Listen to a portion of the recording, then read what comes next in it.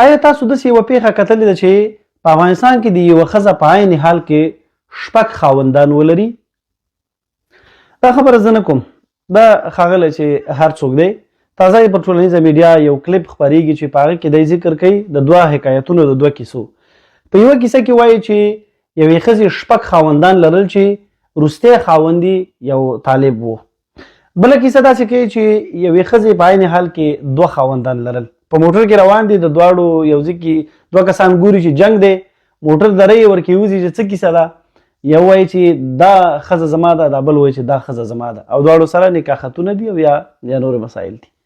او په لیاز د خدای ولې د افغانستان د باوقاره، د افغانستان د باعزته، د افغانستان د باعزته مېرمنو دومره بېعزتي کوو؟ د وطن کې خو ما هم 20-25 کاله ژوند کړی دی، له ماشومتوبه تر خبریالۍ د مختلفو کیسو مختلفو مسایلو نه خبر شوي یو.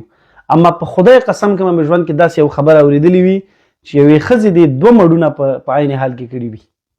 داسې قضیه خو یعنې سلهاو قضیې په دغه مواردو کې زما تر مخه تېرې شوي دي چې خبریالو مو ما کتلي دي. یو خبریال د ټولنې د مختلفو مسایلو نه ډېر ښه آګاه سړی وي، او زه یوازې نه بلکې په زرهاو خبریالان چې په دې وطن کې دي هغه چې ډېر له ما تکړه او مجرب دي، هغوی دغسې مسایلو نه دي خبر شوي. نو زه نه پوهېږم، زه خو څه هغه وکیلان، هغه امنیتي مسؤلین چې په وطن کې وو او دا دي، زه نه پوهېږم هغوی مو ولاکه دا سړی د کوم ځای نه لګی دی. دا یوه کیسه ده، 2 کیسې یې کړي دي، تاسې یې واورئ چې دا سړی کوم ځای نه لګی دی. عجب مثال بل ده، یوه ښځه موږ وایي موټر کې روان یو، 2 سړي دي سره جنګ د دې خواته ښځه ولاړه ده. وایي ما ملګري ته ویلې موټر ودروئ، دا یو ډېر پهلوان ده، دا بل یې خوږ کړو چې سره جدا یې کړو. کله چې ورکوز شو سره ومنیوه، دا یوه ډېر زورونه هم کړه. څه پېښه ده، ولې جنګ کوې؟ وایي دا یو وی چې دا د ما ښځه ده، دغه د نکاح خط دی، دا بل وی چې دا د ما ښځه ده، دغه نکاح خط دی. یوه ښځه د 2 نفرو سره نکاح لري.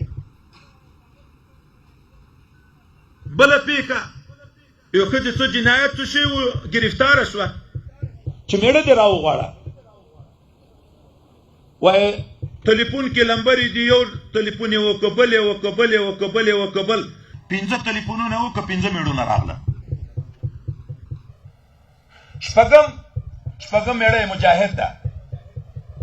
دا چې نوي راغلي دي دا خو وږي دي غریبانان، بیا چې په داسې ځایو کې واوړي چې دا سرې او سپینې ورته ګرځي. شپږم یې دغه ته هم تلیفون وکړه چې راشه ښځې خو د 5 میړونه نور هم دي او شپږم یې ته یې، دا قضیه چې حل شي. وایي ده ویله زه خو نه وم خبر چې دا نور میړونه لري، نو ما طلاقه ده، ځان یې د یغ ځای نه پټ کړ. اوس دغه د موږ او تاسې په اسلامي ملک کې چې یوه ښځه د 6 میړو سره نکاح کوي، دا چا داسې کړي دي؟ دا مفکوره چا ورکړې ده؟ دغه خلک اوس بیرته د علم په رڼا کې پوهونه غواړي. دغه حل دی.